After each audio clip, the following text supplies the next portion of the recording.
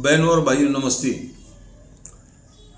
दोस्तों, आज मैं फिर आपको कस्टम की जानकारी दे रहा हूँ कि राखी नामक व्यक्ति जो सी ब्लॉक में रहता है, वह दिल्ली एयरपोर्ट पर उतरा। उसको एक महिला ने अपनी बैग दी और उसकी बैग ले ली गई और वह महिला वहाँ से गायब है। मैं एक बड़ी बात बताता हूँ कि वो महिला भी उल्लासनगर 5 की है। ये 4 का है, वो 5 की है। उल्लासनगर 5 में ओटी में मुझे पता चला था कि ये सब कार्य जो है बड़े पैमाने पर हो रहे हैं।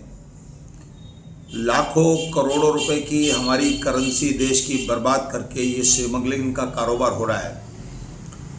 दोस्तों, फिलहाल ये महिला गायब है और ये जो लड़का राखी है वह कस्टम में फंसा हुआ है। मैं जवानों को फिर कुछ ज़्यादा जानकारी दे रहा हूँ कि आप लोग कैसे फंस सकते हैं और आपकी हालत क्या हो सकती है। सबसे पहले मैंने बताया कि इस प्रकरण में ऐसा होता है कि जब हम लीगली विदेश जाते हैं तो भारत सरकार की तरफ से हम जो टैक्स भरते हैं और जो हमारा कारोबार है उसके हिसाब से हमको डॉलर दिए जाते हैं वहाँ खर्च करने के लिए। ये होता है विदेशी करेंसी। ऐसी करेंसी जो हम बाहर माल भेजते हैं, वह जो डॉलर आते हैं वह रिजर्व बैंक रखती है। और यहाँ पर जो लोग बैंकॉक वगैरह से माल मंगाते हैं या चाइना से मंगाते हैं तो वो बाकायदा उसकी जानकारी जो है बैंक को देते हैं। बैंक उनसे उतनी इंडियन करेंसी लेती है, फिर वहाँ पर उनको फॉरेन करेंसी देती है। दोस्तों, इस करेंसी का असली मालिक है भारतीय रिजर्व बैंक।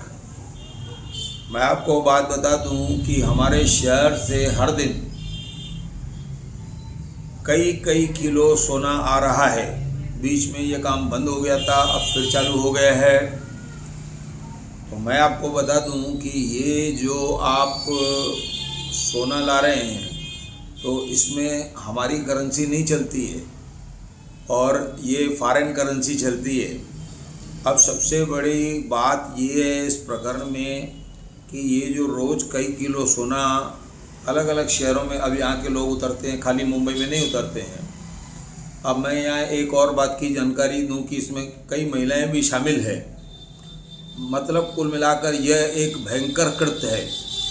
तो जब वो महिला या व्यक्ति वहाँ से चलने की तैयारी करता है, मुझे ऐसा भी बताया गया कि वहाँ पर इनके दूसरे लोग भी बैठे रहते हैं। ये आते हैं, माल दे करके उनको वापस भेज देते हैं। कुल 1-1.5 दिन का सफ़र रहता है। इनको 15,000 रुपये मिलते हैं। अब प्रश्न ये है कि ये जो हमारी विदेशी करेंसी है तो वो इनके पास से कहाँ से आती है। और जाहिर है वो हवाला कांड होता है इसमें। तो सबसे बड़ी बात, जब आप कोई भी सामान मंगाते हैं स्मगलिंग के तौर पर, जब तक रिजर्व बैंक को पता नहीं है और वह निकल रहा है, वो आप बोलेंगे रिजर्व बैंक का क्या वास्ता है भैया, पैसों का मालिक वही है रिजर्व बैंक। मैंने पता लगाया है, पक्की जानकारी मैं आपको दे रहा हूँ। तो ऐसी जो भी करेंसी पकड़ी जाती है वह भी रिजर्व बैंक को सौंप दी जाती है। प्रश्न ये कि ये जो विदेशी करेंसी है हमारे बड़े काम की होती है, जिससे हम पेट्रोल खरीदते हैं, दूसरा सामान खरीदते हैं, विदेशी सामान वो वहाँ की करेंसी से खरीदते हैं। लेकिन हमारी करेंसी को इस तरह से बर्बाद किया जा रहा है। तो जब आप कोई सामान करोड़ों रुपए का लाएंगे, जब तक आप निकल रहे हैं तब तक ठीक है। जिस दिन आप फंस गए और इसकी जानकारी कस्टम वालों ने रिजर्व बैंक को भी दी तो वो आपको दूसरे दिन का सूर्य देखने नहीं देंगे। ऐसी आपकी हालत हो जाएगी, क्योंकि ये जो करेंसी है ना भारतीय रिजर्व बैंक की है। और जो सोना पकड़ा जाता है वह भी रिजर्व बैंक को सौंप दिया जाता है कि हमारे पास सोना कितना है। अगर मान लो आपने उसके ऊपर केस किया कि आज की तारीख में आपने 100, 200, 500 ग्राम सोना जो आप लाए थे, अगर वह आपने कहीं से केस करके जीत लिया तो आपको वो सोना उसी दिन रिजर्व बैंक के पास चला जाता है और आज की तारीख में जो सोना था उसके पैसे आपको दिए जाएंगे, वो सोना आपको वापस नहीं होगा। तो दूसरी बड़ी बात है कि आज ये लोग 100, 200, 500 ग्राम नहीं ला रहे, कई किलो में सोना ला रहे हैं। अब मैं एक चीज़ और आपको बताता हूँ कि ये जो सोना अगर 1 करोड़ रुपए तक आता है तो वह जब्ती बनाकर उस व्यक्ति को छोड़ देते हैं, और अगर 1 करोड़ रुपए से ज़्यादा का सोना है तो सोना भी ले लेंगे और जो व्यक्ति है उसको भी जेल में डाल दिया जाएगा, और कम से कम इसकी सज़ा 1 साल है। तो दोस्तों ये बात बताई मैंने रिजर्व बैंक की। अब यहाँ पर क्या कस्टम वालों को कुछ पता नहीं चलता है?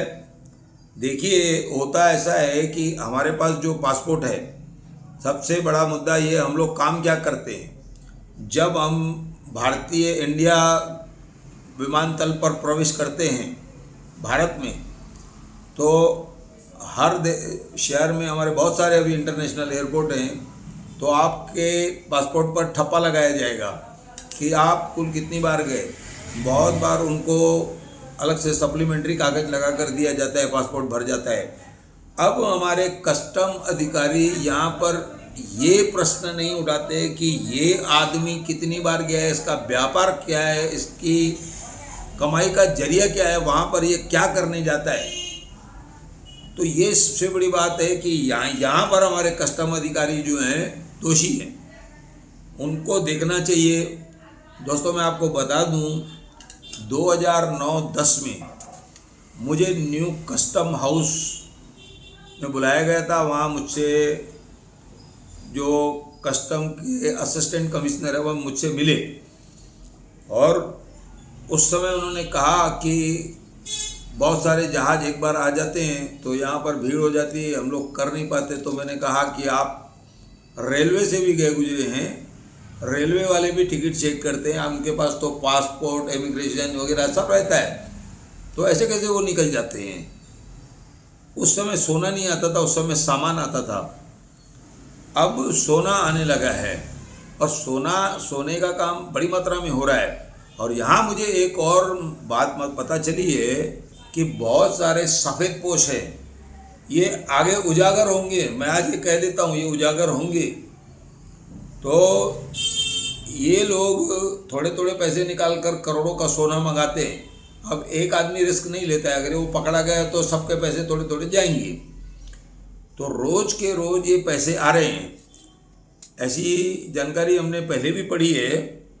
तो इनके ठप्पे नहीं देखे जाते हैं। इनका काम क्या है, इन लड़कों को सिर्फ 15,000 या महिला को 15,000 मिलते हैं। अगर महीने में इसको 4-5 बार भेजा गया तो 60,000 रुपये इनको मिलेगा। लेकिन सबसे बड़ी बात ये है कि कस्टम वाले आखिर इन ठप्पों पर ध्यान क्यों नहीं देते हैं, और हमारी करेंसी बाहर जा रही है।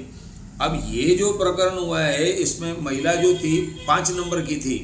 जब ये लड़का पकड़ा गया और उसको पता चला भाई को, तो वह भाई भी गायब है अभी, क्योंकि ये जल्दी तो बाहर आएगा नहीं। इनके पास बाकायदा कहते हैं कि नशीले पदार्थ, ड्रग्स वगैरह था बोतल में, बहुत सारी बोतलें होगी उनके पास शैम्पू की। तो ये इस तरह से पकड़े गए।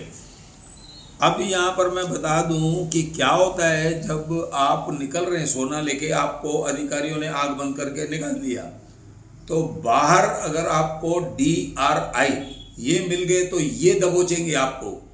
फिर वहाँ पर कस्टम अधिकारी से भी सवाल जवाब होता है कि ये इतना सारा माल कैसे ला रहा है, कितना गया, क्या हुआ, वह माल उनसे छीन लिया जाता है। कई बार कई लोग जेल में हैं, बहुत सारे, जैसे कि हमारे OT के आदमी भी कुछ जेल में हैं। और दूसरी बातें भी मैंने कई बार बताई है, उनको दोहराना ठीक नहीं है इस समय, क्योंकि न्यूज़ बड़ा होता जाएगा। उल्लासनगर 2 से भी बहुत सारे लोग जाते हैं, वो लोग भी ये काम करते हैं। तो कुल मिलाकर उल्लासनगर में इस समय जो गोल्ड का काम है बड़े पैमाने पर हो रहा है। और एक चीज़ ये है, मैंने बीच में बताई कि जब वो लोग यहाँ से वहाँ से चढ़ते हैं तो उन लोगों को बताया जाता है कि किस एयरपोर्ट पे आपको उतरना है, क्योंकि कौन सा एयरपोर्ट सुरक्षित है, कौन से कस्टम अधिकारी कहाँ पर हैं, ताकि वह लोग निकल सकें। इसके अलावा मैं आपको बता दूं, मैंने उस दिन जानकारी आपको दी, तो जो DIR है, राजस्व विभाग भारत सरकार का, वो काफ़ी मुस्तैद रहते हैं। वह उनको मतलब उनकी जांच करते हैं, उनको पकड़ते हैं, उन पर पेनल्टी लगाते हैं, और सोना ज़्यादा हुआ तो पकड़ते हैं। उसके बाद जो चीफ कमिश्नर रहता है एयरपोर्ट का, वो अंधेरी 99 में बैठता है। तो दोस्तों उनकी भी काफ़ी बड़ी जवाबदारी रहती है, उनको भी जानकारी देने से वह कार्रवाई करते हैं। DRI की जो ऑफिस है नई मरीन लाइन्स पाटकर हाल के पास मुंबई बीच यहाँ पर है। अब इनका ये रहता है कि हमारी करेंसी बाहर नहीं जानी चाहिए और इस तरह के जो स्मगलिंग के सामान आ रहे हैं वो कैसे आ रहे हैं यह उनको दर पकड़ करते हैं। इनका मकसद ये रहता है, फिर यहाँ से ईडी जो है, ईडी का काम भी यही है, हीरे जवाहरात कहाँ हैं, पैसे कहाँ हैं और गोल्ड कहाँ हैं, और जो लोग यहाँ पर फंडिंग करते हैं पैसा, उस पर भी नज़र रखते हैं कि ये हमारे देश में पैसे क्यों भेज रहा है, कहीं यह किसी आतंकवादी को तो सपोर्ट नहीं कर रहे हैं। तो इस तरह से संस्थाएं ये बनी हुई है सरकार की तरफ से, लेकिन उसके बाद भी हमारे शहर के लोगों को डर नहीं है। तो दोस्तों जो ईडी है, इनकी 2 ऑफिस है। इनकी एक ऑफिस है मुंबई में, मैंने बताया doctor Elizabeth road, Worli, Mumbai 18, वहाँ पर इनकी ऑफिस है। जो मुख्य ऑफिस है वो दिल्ली में है, डायरेक्टर ऑफ इन्फोर्समेंट डिपार्टमेंट और भारत सरकार राजस्व विभाग, नई दिल्ली 11। दोस्तों वहाँ पर इनके डायरेक्टर बैठते हैं। वो या तो मेल से आपसे जानकारी लेंगे या तो आपको पत्र द्वारा जानकारी लेंगे। वो सुनते नहीं ऐसे फ़ोन से बताने पर। मतलब ये सब पापड़ मैंने कितने बेले हैं मैं आपको बता रहा हूँ। तो इस तरह से उनके कान खड़े हो जाते हैं और वहाँ पर सोना पकड़ा जाता है। तो दोस्तों कुल मिलाकर ये जो इतना खतरनाक धंधा हो रहा है, तो कस्टम ऑफिसरों को भी थोड़ा सा विचार करना चाहिए। ऐसा कहकर मैं धन्यवाद कहता हूँ।